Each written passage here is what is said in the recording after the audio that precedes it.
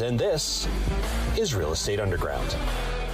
Greetings and salutations, Real Estate Undergrounders. It is Ed Matthews with the Real Estate Underground. Thank you so much for joining us today. If you are getting value out of these episodes, we've had some amazing guests over the last several months. I would greatly appreciate if you could follow us and maybe share our show with a colleague. That helps us grow. With us today is Lon Welsh. He is the Managing Director of Ironton Capital. And he works with real estate brokers as well as, I've just discovered, a former strategy consultant. I'm not going to make him, we're not going to get into management consulting because that's one of the hats I used to wear, but we may get into technology just a little bit because he knows more than I do. So Lon, welcome to the show. Thank you for joining us today. Thanks for having me. Yeah, truly my pleasure. So for those folks who haven't discovered you on LinkedIn and the other places that you haunt, why don't you tell us a little bit about you and your firm, and then we'll get into it. Yeah, just a quick nickel tour. I was in corporate finance for a couple of years, went back to business school. I worked as a strategy consultant for 8 years at Deloitte and then Accenture. I've been investing for just about 25 years now. Started when I was still a consultant, left consulting in 2002 to go into real estate full time, sold real estate for a couple of years, decided to launch a brokerage called Your Castle Real Estate in 2004, grew that to be the largest independent in Colorado with about 750 agents, built a title company with a partner, sold the brokerage to a private equity fund about 3.5 years ago, title company to Compass 3.5 years ago, and then I launched Ironton about 3 years ago. What I found is that I was an active investor for a couple decades. It was getting hard to find deals that make sense, so I've switched to passive investing. And with the private equity fund I started, I can help other people be passive investors too. Yeah, congrats. And Ironton is a rapidly growing firm. It's interesting. One of the things in preparing for our conversation today, I really wanted to understand is where are you finding the deals? And obviously you're finding operators, not deals, but it's still a process because we went to go trade up and sold off a bunch of assets with the intent of finding new, larger assets. And we were successful in some respects, but in others, we were like, oh boy, it's day 30 in my 45-day 1031 exchange, and I don't have anything that I like. Picking up the phone and calling operators that I know and trust to see if I could deploy the capital with them. We were able to find deals, land those deals, but holy cow, that's a little stressful. It's really stressful, no doubt about that. There's a little bit of a boil of the ocean sort of an approach to it. There's 3 of us full time on investment committee that are just out trying to find things and then doing initial underwrites and then flying out to visit the properties and meet the sponsors and double check everything. So probably about a third of our investments are repeat of sponsors that we've worked with in the past that we've had success with. And once you've been a successful investor for them, that's not a pain to work with. They usually have a friends and family list that they'll contact before they broadly disseminate a new investment opportunities. And the very best ones, they're totally filled just by us. Nobody else even sees them. So that's probably about a third. About a third is just random stuff that comes into the inbox. And it's just like a lot of boiling to get to the good ones on that. And then the last is back when I was a commercial broker selling multifamily, I had a designation called a CCIM, a Certified Commercial Investment Manager. So I'm not active anymore, but I still have access to the CCIM database. We started with every CCIM in Georgia that specializes in multifamily, introduced ourselves. Hey, do you have an interesting transaction? Makes a ton of sense, but the lending requirements are different where your buyer needs more of a down payment than they used to. Do you need a capital partner on the equity stack? And explained what we did. And then we called everybody in South Carolina. We called everybody in Florida. We're working our way through everybody in North Carolina. It's just a lot of calls. I wish I had a slick answer, but it's just a lot of work. Yeah, it turns out this is actually a hard job, right? And people like you and me in our backgrounds, dialing for dollars, as they used to call it. But the fact is that there is nothing replaces hard work and network of relationships, right? The network is actually probably the biggest driver in the real estate. It's such a contact sport. There's really no substitute for it. And if you can't be on the phone talking to people mostly all day long, then really it's tough to be living into this. You can't market your way to finding deals. You can occasionally, but those deals are sometimes they're okay. Exactly. If you want real meaty deals that, are going to perform like they would if you were running them, there's really only way to do that. And that's embracing the fact that this is a team sport. Yep. Okay. So let's talk about your buy box. You mentioned Georgia, South Carolina, North Carolina, and Florida, I believe. And so that's a pretty large area. I'm curious about the types of properties you tend to target. Are you a value add player? Do you look more for luxury, A and B class? What's your target? Good question. From a geographic standpoint, we've actually invested in about 15 different states. They're mostly the Sun Belt states. Our biggest criteria is we want to see a high degree of employment growth because that tends to drive everything downstream. About half of our investments will usually be new construction and the other half will be value add. We don't do any buy and hold work. There's plenty of REITs that are outstanding and it's tough for us to compete with that. And then from an asset mix standpoint, a typical fund will have about 30 different assets in it, usually with about 10 to 12 different sponsors. So usually about 2/3 of those will be multifamily and the rest will be industrial. Every once in a blue moon, self-storage, not too often. And there are some segments within hospitality that we like. So what we want to try to do is bring really good diversification across a number of different axes to our limited partner so that they can have a really broad portfolio. The payoff for that is last fall, there were 2 hurricanes within a couple of weeks that hit Tampa. We had an asset there, and I was able to sleep pretty well at night knowing that 3% of our portfolio was in Tampa and it's going to be flooded when I woke up in the morning. But the other 97% would be just fine. And man, that's a whole lot less stressful. We are all concentrated in one spot. Yeah, sleepless nights, right? And it's also interesting, and you bring up a point that I ask most of the investors that I meet who operate in the Sun Belt. Let's talk about insurance briefly. Obviously, heck, even our insurance up here in the Northeast, and we haven't had a direct hit of a hurricane since I think I was a sophomore in high school. That was like 100 years ago. Feels it's probably 30 years ago. But the fact is that insurance companies are looking to diversify their own risk. And little guys up here in Connecticut, where I am, get a little bit of a surcharge. From what I've heard in talking with your counterparts, as well as several insurance brokers, insurance has been a pretty rough road over the last 2-3 years. Oh, it's really been a headache. So the projects that we bought in 2020 through the first part of 2022, when the rates were a little bit on the lower side, and then we underwrote to that, and then insurance rates went up quite a bit. That's been a negative hit to cash flow that wasn't anticipated. And a lot of times the contingencies weren't sufficient to offset that. What we've seen in the stuff that we bought in 23, 24, and this year is that we were underwriting on a much higher base for the insurance premiums, and we forecasted in higher rates of growth in the future. What I'm hearing from some people is that we might be getting close to the apex and maybe they'll stabilize. And if that's the case, we've been too conservative in our underwriting. We've put too much reserve into future years, which is a great thing. And taxes, I think, would be another analog that would follow that same cost trajectory, and to a lesser extent, the inflation in materials and labor, exact same storyline. So the underwriting that you're doing now, not only the benefit of buying on a higher cap rate than you would have in the past, you've also got a much fatter OpEx stack. So there's a lot more room for error in the stuff I buy today than say 4 years ago. Sure, absolutely. And so I heard capital reserves. Is there anything else that you're doing to, no one has a crystal ball, but and yesterday I was reading Wall Street Journal website around 2:00, 2:15 actually. And I saw, Fed had kept rates, which I was hoping for a quarter point at least, but what are you going to do? Soon. Yeah, they did a nice job with the soft landing, but I would love to see rates at least chip down. That said, rates are historically right down the middle in terms of the median of where they are over the last 50 years, in that 7.5 range. So I can't really complain a lot. I like 3%, 4%. We all do. So with regard to, let's talk about development. That's got to be a challenge with managing a private equity fund, because do you have multiple funds and one fund is targeting development and another fund is targeting more cash flow oriented assets? Or like, how do you manage that, knowing that you take on a 200 unit development project and you're probably 2 years away from any cash flow, at least 18 months, and possibly 3 years from some level of stability and break even and possibly profitability? And I'm curious, how do you manage that with your partner? Yeah. So for the limited partners, we have 3 offerings. We have a short-term income fund that pays about 8% and it's got a high degree of liquidity.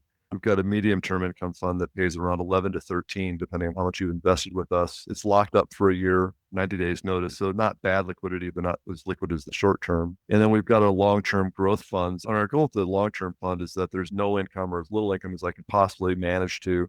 And it's all capital gains. And that's usually about a 5-year horizon. I usually try to coach people that will try to get most of your equity back by the 4th year, and most of the profits will be in year 5 and 6. If they're selling an apartment complex and they're tired of being active and they want to be passive with us, we could put as much as we have to into the medium-term income fund to replicate the cash flow they we're living on from owning this real estate property. And then the rest we can put in the long-term fund to replicate the long-term appreciation they had. But synthetically, I can recreate just about any scenario a client needs just by balancing across the two. Oh, okay. So I have $500,000 and we're going to sprinkle 150K into the long-term fund, 150K into the medium term, and 200K because I've got kids in college and I'm going to need that money. Yeah, that'll be a perfect solution. I got you. That makes a lot of sense. I'm curious about the short term. Is that more of a debt fund or? It's a hard money fund. So we probably have a lot of real estate investors that are familiar with hard money. Our business partner. Yeah. So our business partner on that, it runs about a $270 million fund. It's around 300 loans. So we're just a tiny slice of every single one of those liens. Nice. One of the things that was particularly interesting to me when I'm meeting with people are like, why are you loaning out money when you could be buying real estate? I said, here's the thing. In some cases, not all, but in some cases, I would like to be John Sutter of the 1849s, 50s fame, where he was the first millionaire in the gold rush back in the mid 1800s. And the reason being is that he was selling the shovels and Picks and shovels. in our world, when real estate people are digging for gold, capital is that tool, or at least it's one of them. And Absolutely. so I would much rather facilitate. Yeah, we're not getting the same returns, but they're 6-month gigs, 9-month gigs, 12 months at the absolute outside. And we're able, like you were saying, to be able to provide liquidity, which is unique in the real estate world, where you deploy capital into some sort of real estate investment, and you're probably a year plus, in some cases, multiple years away from having access to that capital again. Absolutely. One idea for your listeners to consider in our medium-term fund is underpinned by medical accounts receivable. And medical receivables are not impacted by interest rates. And it's really valuable to have part of your portfolio be not correlated to the real estate markets or the drivers of the market, because I'm very heavy in real estate, and when the interest rates go up, that's not a favorable thing for me. And when they come down, as you were alluding earlier, like we're all cheering. So trying to get a couple different asset classes, not all having your eggs in one basket, is not a bad idea. So what other asset classes are you using to diversify your funds? That's really it. So the short-term fund is primarily the hard money loans. The medium-term fund is based on medical receivables. And then the long-term fund is equity positions, not debt positions, in a variety of either development projects or rehab projects. So I'm intrigued by the midterm one then. When you are investing in medical receivables, is it a factoring type of play, or like, how does that work with?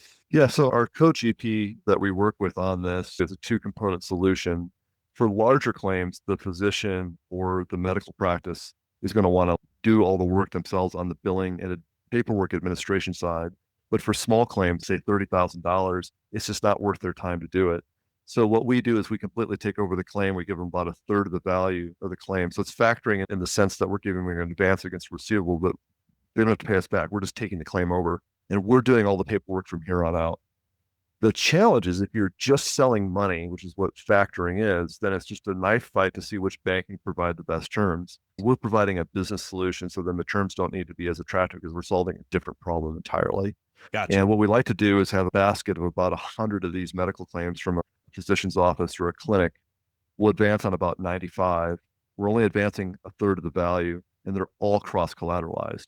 So we anticipate 2 or 3% will be fraudulent, and then we've got 97 other claims in the basket we can go collect against. So it's as if you had a partner with 100 paid off real estate investments. They came to us as a bank. We did a 35% loan to value on 95 of the rental properties, but they're all cross collateralized. If you didn't pay the mortgage on one, I could take any other property I wanted to get paid. Nothing is foolproof. Oh, it's pretty darn close. Now, so the entity that you are billing yourself, is that the patient or is that the insurance company? Insurance company. Okay. So usually it's going to be in a state where it may be contested. Is it with Geico or me with State Farm that's at fault for this accident? I don't know which of the two of us is going to pay for this medical claim yet. But meanwhile, doctor needs to get paid and needs to move on to the next patient. They need cash flow. So we solve that, and we solve the paperwork problem. So it's a really great niche. Wow. One of the guys on our investment committee, he started at Goldman Sachs, and then he ran a $2 billion family office. And then he came to us, and there was a relationship that he brought with him. They only work with institutions. So we've raised just under $30 million for these guys so far. We got a $100 million allocation. So I'm very grateful to be doing this. Yeah, it's a fascinating play. It really is. One of the things that I'm always interested in is people that are successful like you, where the mortgages are paid, the college tuitions are taken care of, there's probably no car payments. You're good, right? Financially. And every Monday morning you wake up and go to work. That tells me that there's something else driving you. I'm curious, and I call that purpose, right? I think a lot of people do, but I'm curious, what is your purpose? What is that thing that gets you bounding out of bed on Monday morning and heading over to the office? I'll tell you a quick backstory. I've written 13 books, 5 of them on real estate investing in Colorado, and I've done a bunch of training classes over the last 2 decades for people on why should you invest in real estate.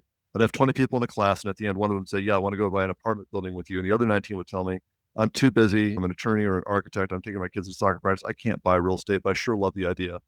So when I launched the passive investing company, I really had formulated a solution to 19 people instead of one person. So what's really the purpose that drives me on this is that the majority of our investors fall in one of two use cases. There's the people who've been active investors and they're tired of it because they've done it for a couple of decades and they want to move to passive, and we can help them do that in a tax advantaged way. Not as good as a 1031, but the other use case is all these dentists, physicians, chiropractors, architects, attorneys that have got their entry level high net worth. They're between 1 and 5 million. They know they need to have some exposure to real estate, but they don't want to have the burden of running an apartment building themselves. We're a way to give that part of their financial portfolio a sense of peace of mind, and that I'm diversified across a lot of assets. I've got professionals running it, and I don't have to worry about it. So my goal is to create $100 million of wealth for these people, and we're well on the way to doing that. Wow. I'm in the dream granting business. I'm like the genie in the bottle. You get to retire sooner, retire better, send your kid to a better school. We make that happen. It's amazing. And it's truly amazing what you can do. Similar story in that when my daughter Katie was born in 2008, I was going to invest in real estate. It actually took me almost 3 years to get the courage to pull the trigger. And I bought a 4-family. And over the course of the next like 14, 15 years, we fixed it up and made it beautiful and clean and safe and paid it off. And then when she turned 17 and became a senior in high school, turns out the child wanted to go to college, and we leveraged that asset to basically pay for her college education. Perfect. It's And fabulous. yeah, it was wonderful. And we even got her a car. She had to wait for that to be a senior. But nevertheless, the fact that real estate is a very useful tool to be able to plan for those life events, especially if you're figuring it out early on.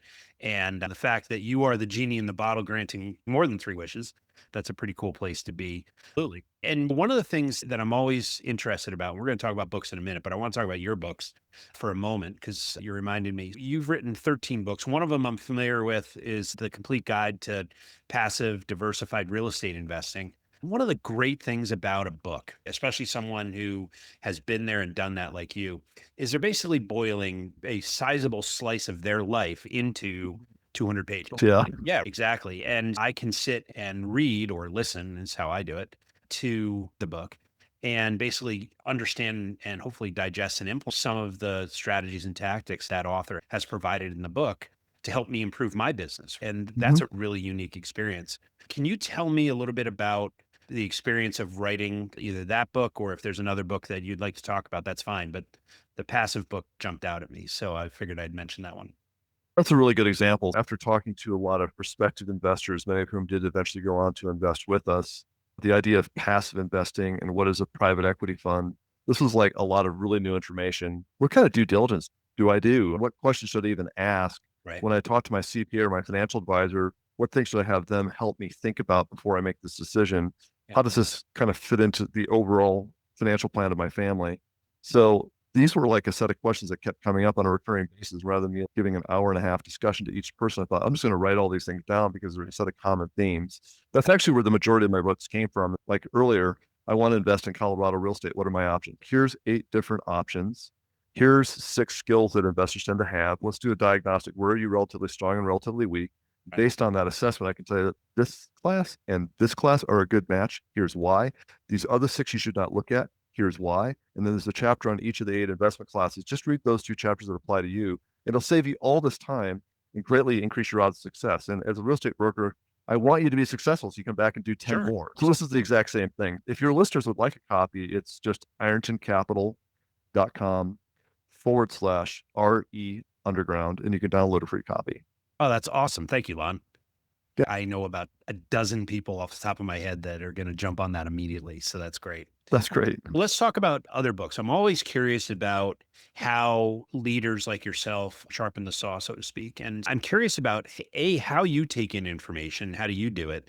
And B, who are you paying attention to these days? Gosh, a lot of it is just general business 101, and it's everything from sales skills to like people who have studied TED Talks to figure out which ones are more or less successful. What are the elements of a successful speaker that really captivates an audience? Sure. Just like how to be more effective with interpersonal communications.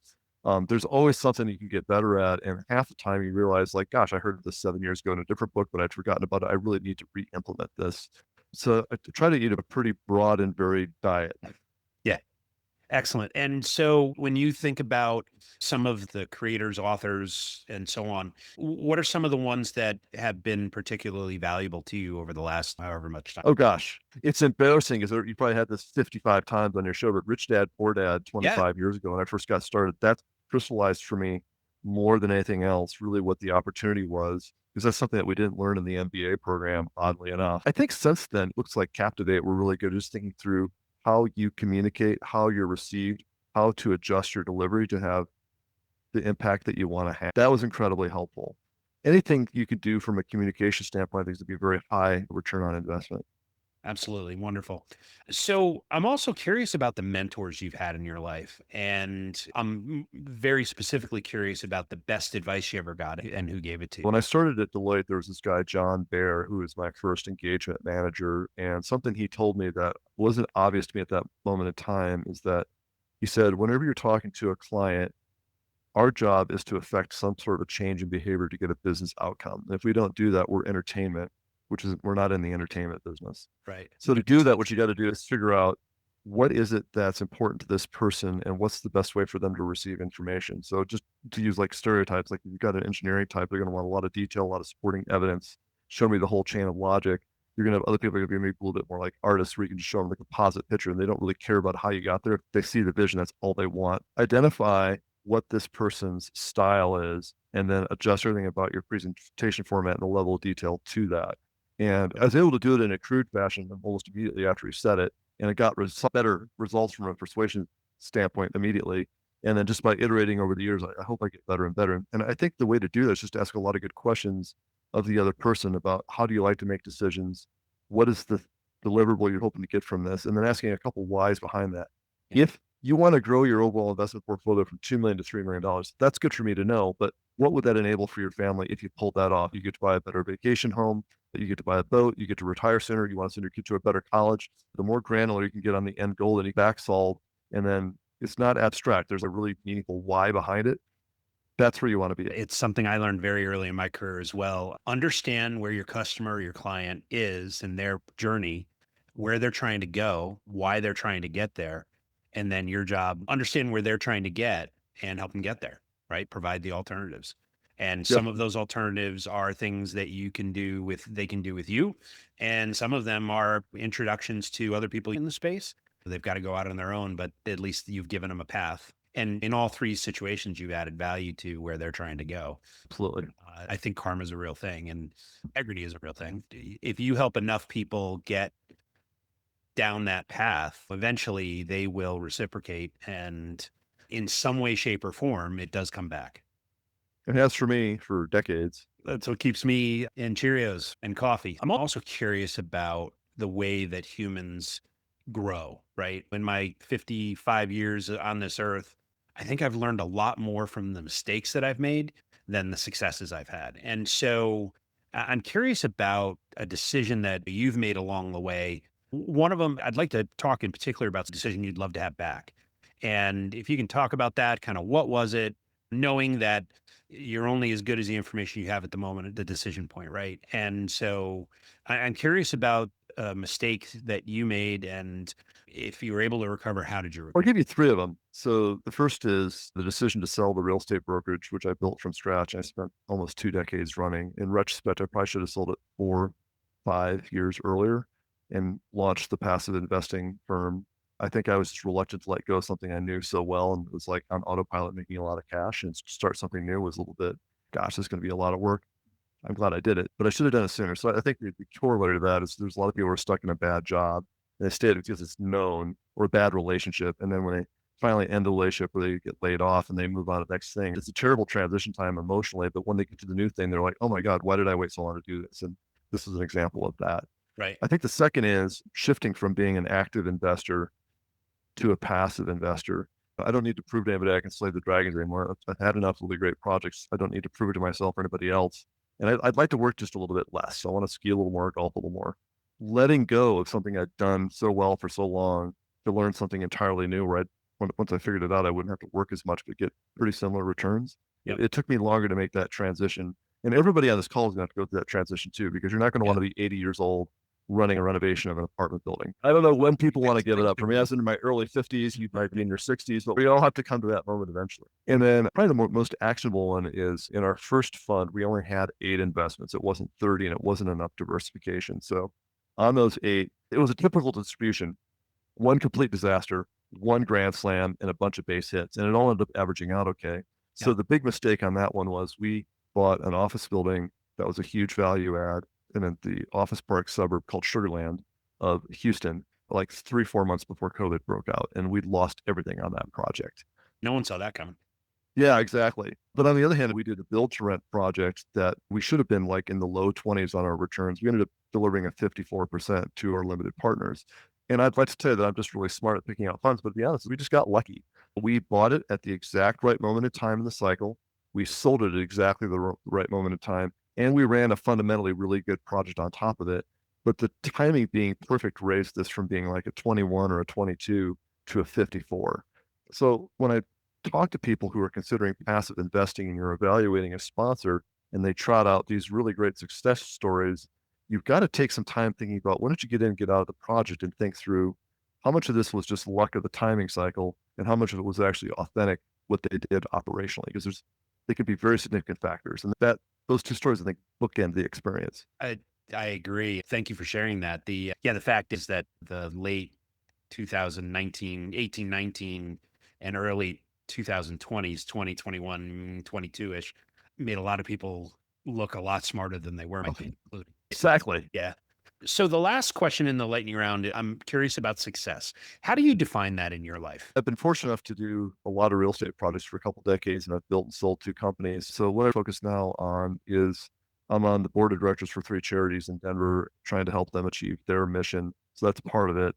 And the other part is the group of limited partners that we serve as our investors, trying to help them achieve their financial goals. Hopefully I can help them get there a little faster with a little bit less brain damage. And if I can do that, then I've been successful. Yep. Couldn't agree. I've really enjoyed this conversation, Lon. Congratulations on a tremendous business you've built, and congratulations on all your other successes as well. When not talking about real estate or medical billing, what do you like to do for fun? Some things I've done for a while are skiing, tennis, golf. I'm actually starting a new gigantic hobby. It's actually a Manhattan project probably for the next 2 or 3 years for me of learning how to paint. Oh, artistically paint, I assume, not different So skills. I've gone through a fine art certificate. I got a minor in art history during COVID just for something to do while we were all locked up. I want to copy from Degas or Cezanne or Titian, and we're going to do that for the next year and a half, and then I'll see if I develop a style of my own after that. Are you going to create a website or something, share, or is this just for you and you're not going to make it public? I think the first phase of it for me is that I've traveled a lot. I've been to a bazillion museums multiple times. So the art history study helped me to get a much better appreciation when I was in a gallery looking at a piece. But my hypothesis was that if I actually tried to copy some of these things and you end up spending 8 hours looking at one canvas, trying to recreate yourself, the level of detail and engagement is a lot different than just standing in front of a painting in a museum for 2 minutes. It's analogous to I played piano and saxophone growing up. I can listen to jazz or classical music in a way that people who haven't played an instrument probably can't. So I'm trying to recreate that. And so far, I think it's working. If you're willing to share, I'd love to see it. Yeah, you bet. All right. Lon, if someone wants to learn more about Ironton or anything else about you, what's the best way to get in touch? 2 ways to do it would be just Lon Welsh, my name, LonWelsh at Ironton, IRONTON capital.com. You can email me. You can go to our website and book a time slot. Or honestly, just text me, 303-619-0633, and set up a time for us to talk for 15 minutes. If you are an investor and you're not sure of your strategy, I am not that busy. I am happy to talk to you for 15 minutes and try to give you some advice and say, here's 3 things I would try not to do. And one thing that might work, you'll need to test it. Yeah. I was really grateful. I had a lot of people do this for me when I was starting, and it greatly accelerated my learning curve. And I've been a lot more successful as a result. If I could spend 10, 15 minutes with some of your listeners, getting them that same benefit, I'd be honored to do that. Awesome. Thank you very much. That's incredibly generous. Absolutely. So Lon, thank you so much for your time today. It's a pleasure to meet you. I am very much looking forward to reading your book. Actually, now that I know there are 13, I'm a voracious reader. I may read all 13. You never know.